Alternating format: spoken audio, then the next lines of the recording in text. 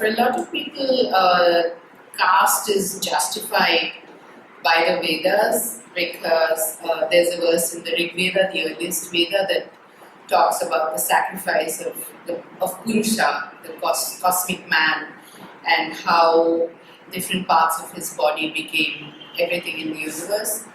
And so, the head would be the Brahmins, and the arms would be the Kshatriyas, and so forth. And the four castes emerged from that: Brahmins, Kshatriyas, Vaishyas, the trading community, and the Shudras were the feet. And anybody that division of four didn't even conceive of anybody beyond that. And so people that eventually got to do all the dirty work that nobody else wanted to do, the untouchables, were outside of his body, were perhaps the waste of the body. Understanding that there are certain groups which at that time were known by various sorts of designations. They were known as the depressed classes, the exterior castes, and a variety of sorts of names. But broadly, the idea was that these were the groups. There was a certain group of people who were either explicitly considered untouchable. Untouchability is a phenomenon which was very prevalent in the southern part of the country in particular. Literally the idea that you would get polluted if you touch a particular person. In fact, it was actually much more invidious, much worse than that. There was even the concept of distance pollution, that if you came within 3 feet or 6 feet of a particular a person of a particular caste, you would get polluted. Simply by the shadow of the person falling on you, or simply by the proximity to the person. So those notions were particularly strong in the southern parts of India. In the northern parts of India, untouchability per se was not very prevalent, even in the, I would say, the early 20th century. But what was certainly the case was that there was a very oppressive social order in which if you happened to be at the bottom, there were lots of different kinds of disabilities that you faced. You may not be allowed to enter temples, you may not be allowed to marry into families of upper caste, you may not be able to eat food with the upper caste, drink water with them, all sorts of social disabilities, even if not per se untouchability. And so there was a need felt to identify these groups.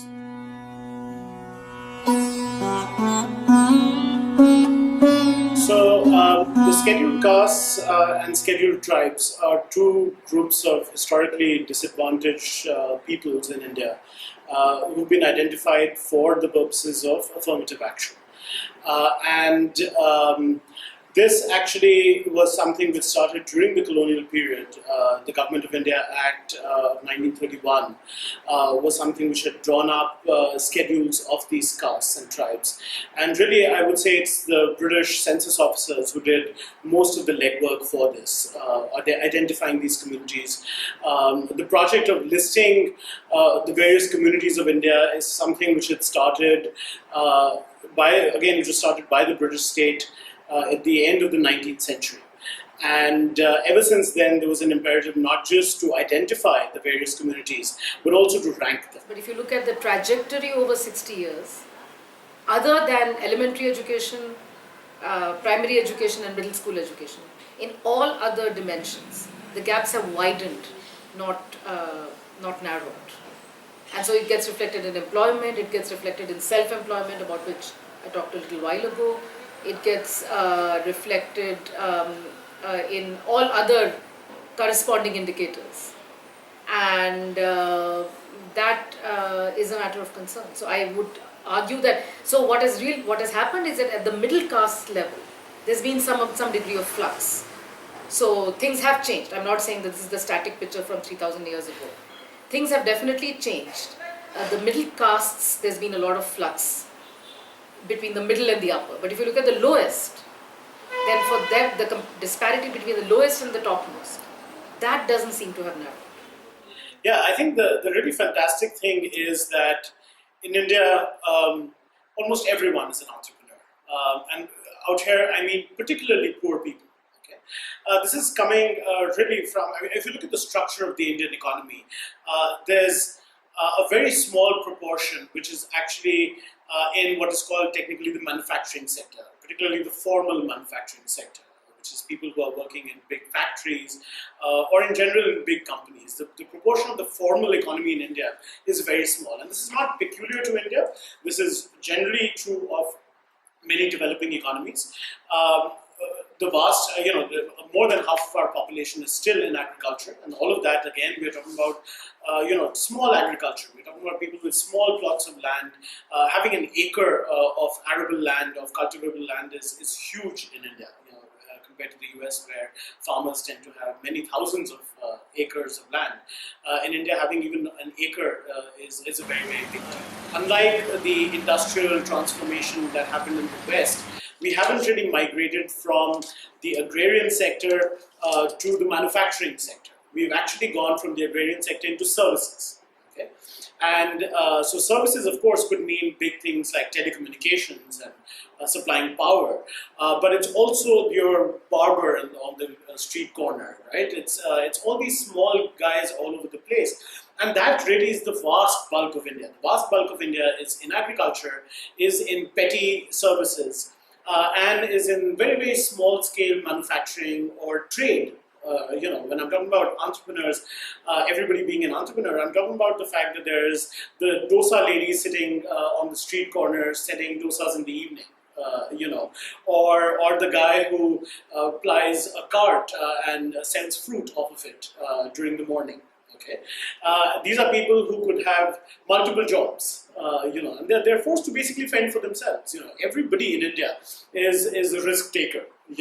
This is the flip side of having a state with relatively limited capacity. In a poor country, the state is also poor. The government's ability to raise money is quite limited. As you can imagine, if people are relatively poor, how much can you raise by taxes or anything else, right? So the state also is not very powerful and is not very far-reaching. The state is extremely constrained by its resources. Like I said, the transition in terms of modern technology has been something which has involved the kind of technology which is generally capital intensive, which means it hasn't generated a lot of employment in the formal sector.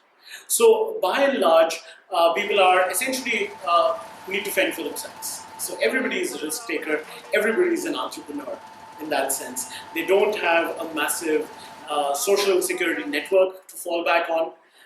They don't have many prospects or many places to gain employment, salaried employment in India. You need to figure out life without insurance, without social security, without all of those things, which in the West we sort of take for granted. But the minute you cross the middle school level, then you see a continued divergence, which is that the proportion of others, that is everybody else, that has higher secondary education or more, continues to be higher than the proportion of scheduled castes and tribes that have higher education or more. So graduates and more, for example. Now, if higher education is showing a divergent trend, then that gets reflected in the kinds of jobs that people get. So, for example, if you look at white-collar jobs, which means jobs that require the maximum amount of skill and education, then this divergence gets reflected in the white-collar jobs as well.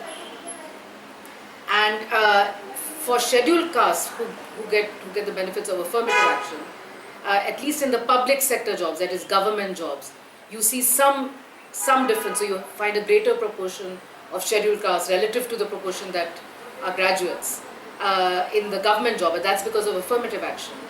But for other backward classes and scheduled castes in the private sector, you don't really see that convergence.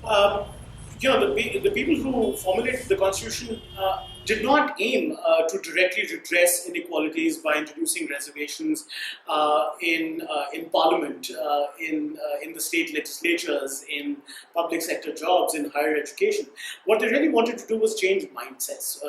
For there to relatively quickly emerge a class of doctors, of teachers, of judges, of parliamentarians, people who are respected in society. Right? To create a class of scheduled castes and scheduled tribe people who would be in those positions, who would be able to influence policy then themselves, but also who would help reduce the stigma associated with being scheduled caste, because now the upper caste will be forced to reckon with the idea that you can be scheduled caste, but yet you can be a perfectly capable judge, or you can be a perfectly capable minister in the government, indeed prime minister or president, and that would change the way people would look at the scheduled castes and scheduled tribes, and I think that was the intention. Really. I think there has been a lot of progress in the last 60 years that India has been an independent country. I think attitudes towards scheduled castes and scheduled tribes have changed for the better. But inequalities still persist. And so affirmative action will be required. But we will need to think of we will need to expand affirmative action. I think, in fact, we will need to become more aggressive about it. If anything, like I said, we are only doing it in higher education. We need to really think about primary education. Okay, so when you talk about marriages in India, you're obviously looking at a very, very mediated process, because everybody wants to know when everybody's getting married and everybody has suggestions about how it should be. But there is this huge difference between what is a public tolerance of inter-caste or inter-community marriages and a private intolerance. So what has happened is that because of globalization, because of exposure to different cultures and increased mobility, people have come to cities to work where caste and class boundaries are not that fixed, because you can't be choosing, you can't survive. Because traditional hierarchies don't exist or don't operate as smoothly. And that is where you tend to look at people beyond caste and class. But there is still this private selection which happens, and this is very evident in, say, advertisements. If you were to look at matrimonial ads in newspapers or on websites, one of the key profiling elements is caste and sub-caste. So while there is a little change in people's attitudes, there is greater tolerance, there is also this rise of intolerance where people want to protect their caste identities, control their daughters or their sons more. So we're looking at a period of flux where there is a little change, some degree of rigidity has gone away, but there is conflict. I think when we talk of caste and I, it's ironic because I belong to quote-unquote the upper castes in terms of hierarchy. I'm a Kshatriya, which would make me part of the warrior clan. But what has that meant to me as a person who belongs to a family from that community? Nothing. Because we were not raised to differentiate based on caste, class, color at all. And I've almost had a pan-Indian kind of approach in my upbringing. So it didn't matter to me till I started negotiating and meeting with other people. Then it became a question of hesitance. Sometimes people who belong to other castes were not able to share or express themselves freely. There were others who were of an even higher caste and would have certain notions of what is acceptable and what is not. So a lot of this was conversation-based, perception-based. And then when I started studying literature and I looked at writings of women who were from so-called lower castes, it was very, very interesting because you were able to analyze and really appreciate the kinds of forces that control your mobility. And as somebody for whom certain privileges may come somewhat easily, this realization is very important if you have to grow as a person. I cannot negate the historic privileges of having been born upper caste. I mean, the fact is that if your family has the way class works a lot of the time, if your family has access to education, has the self-assurance to negotiate the world, is able to access resources, has been comfortably off for the longest time, for many generations, it's a benefit that many people from the less privileged classes simply don't have.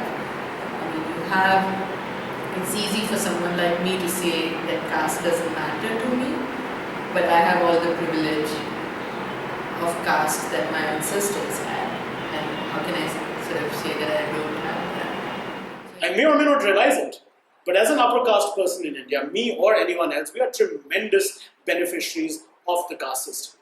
The caste system has helped ensure that we have all the right attributes and all the right background to have the opportunities to pursue education, to do it in the top universities, to do all of that.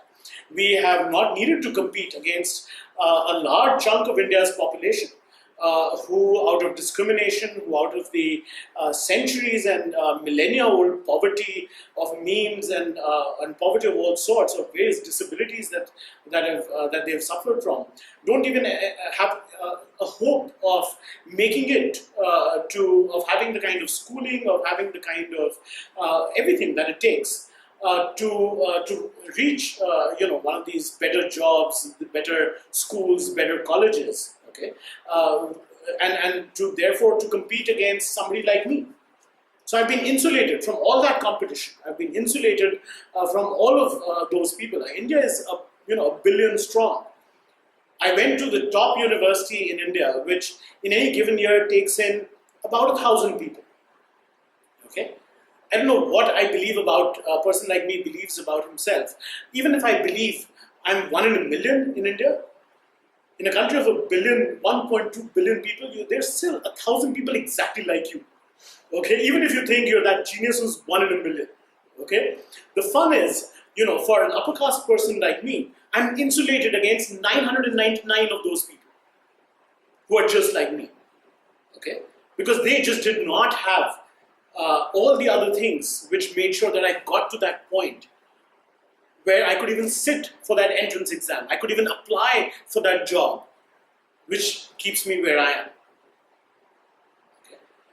And that's how I've really been a tremendous beneficiary of caste. I've become aware of this, frankly, only once I started studying caste. I would not be surprised to find a lay person, an upper caste person, particularly in an urban area, who believes that he's beyond caste, that this is a post-caste society, that he lives in an urban area, that he's always competed on the basis of merit, that he's even formed relationships with somebody who's not from his own caste, that his marriage is intercaste and all that, so he lives in a completely caste-less world. You have to be fantastically ignorant to believe that. Which I have to accept I was until probably 10 years ago. It's taken a lot of reading, it's taken a lot of research, it's taken a lot of self study and introspection to realize just how much I've benefited because of my privilege in the system. So yes, caste has played a huge role in my life. It's not two ways.